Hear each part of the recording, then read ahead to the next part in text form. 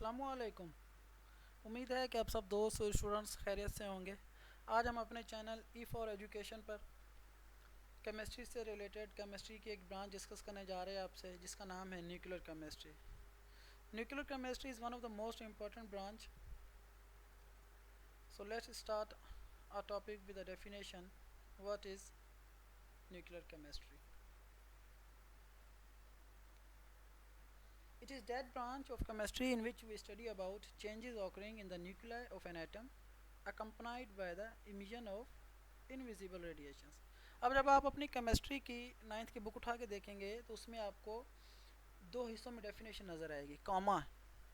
तो पहला पोर्शन क्या कहना चाह रहा है और दूसरा क्या? पहला पोर्शन ये कहना चाह रहा है कि एक ऐसी ब्रांच जिसमें हम स्टडी करें कि एटम के न्यूक्लियस में चेंजेस के बारे में। अब हमने ये डिस्कस करना है, मैंने जो आपसे डिस्कस करना है वो ये कि जो चेंजेस होती हैं एटम के न्यूक्लियस में वो क्या होती हैं, क्यों होती हैं, कैसे होती हैं।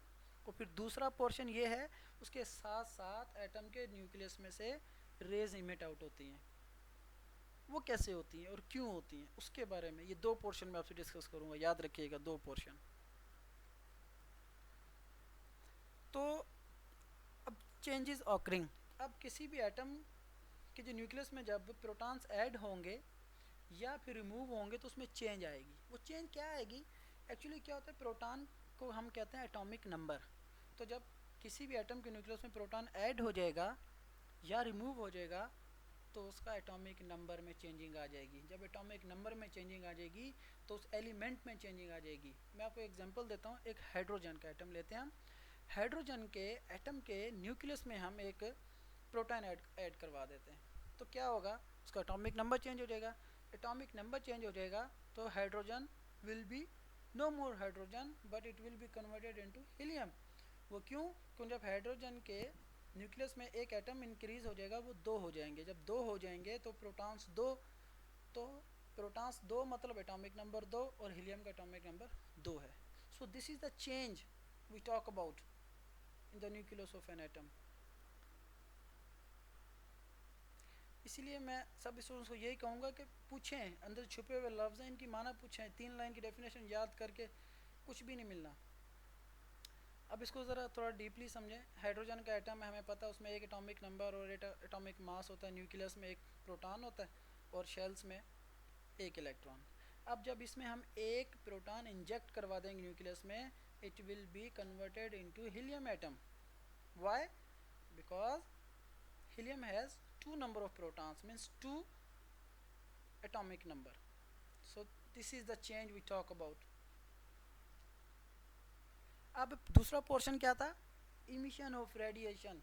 वो रेडिएशन क्या है? एक्चुअली इसमें प्रोसेस होते हैं फियन फ्यूजन एंड रेडियो एक्टिविटी। अब मैं ये तीनों आपसे डिटेल में डिस्कस नहीं करूँगा क्योंकि आगे तीसरे चैप्टर में जाएंगे, उसमें डिटेल में आपसे डिस्कस करूँगा रेडिएशंस और रेडियो एक्टिविटी एक्चुअली है क्या। मैं थोड़ा सा आपको बता देता हूँ। Radioactivity is actually the spontaneous disintegration of nucleus of an atom in which invisible radiations are emitted. के एक एटम के न्यूक्लियस में से रेस का इमिट आउट होना। अब इसमें स्टूडेंट के जहन में सवाल पैदा होना चाहिए कि सर स्पॉन्टेनियस क्या? स्पॉन्टेनियस का मतलब ये है कि लगातार एक एटम के न्यूक्लियस में से रेस का बाहर निकलना। दूसरा सवाल ये पैदा होना चाहिए कि लगातार क्यों, बिना स्टॉप के? वो इसीलिए एक एटम का जो न्यूक्लियस है वो अनस्टेबल होता है जब, तो स्टेबिलिटी अचीव करने के लिए वो रेस को इमिट आउट करता है, इतनी तेज़ी से करता है कि वो जल्दी से कोशिश करता है कि वो स्टेबल हो जाए। तो इसीलिए वो स्पॉन्टेनियसली रेज इमिट करता है और इस प्रोसेस को हम कहते हैं रेडियो एक्टिविटी। ये डेफिनेशंस हैं कुछ। और रेडियो एक्टिविटी को न्यूक्लियर रेडियो एक्टिविटी का कह सकते हैं हम, क्योंकि वो न्यूक्लियस में से इमिट आउट होती हैं रेज, इस वजह से। Most important application and effect. एक स्टूडेंट को पता तो हो कि भाई हम इसको पढ़ क्यों रहे हैं, इसका मकसद क्या है, इसका यूजेज क्या है, इसकी। सो इलेक्ट्रिसिटी आपको पता है कराची में हमारे कैनप है और चश्मा में न्यूक्लियर पावर प्लांट्स है, तो इलेक्ट्रिसिटी प्रोड्यूस करने में हेल्पफुल है। Nuclear bombs obviously, new elements when fusion and fission takes place, new elements discover. Radiotherapy for cancer, सबसे मोस्ट इम्पोर्टेंट इसका फ़ायदा जो हमें ये है कि कैंसर का इलाज इससे किया जाता है इन रेज के थ्रू। डायग्नोसिस का मतलब ये होता है कि सिम्टम्स या फिर किसी बीमारी की जांच पड़ताल करना।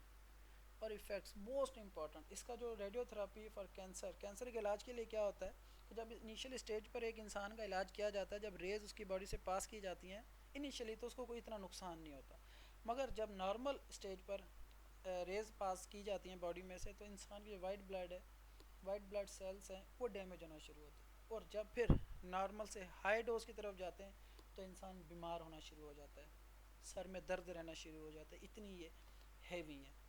और जब लास्ट स्टेज पर ट्राई की जाती है इंसान की बॉडी पर तो उसके सारे जिस्म के बाल झड़ जाते हैं और उसके बाद अगर फिर भी मुमकिन ना हो तो डेथ हो जाती है। तो ये इसके इफ़ेक्ट हैं।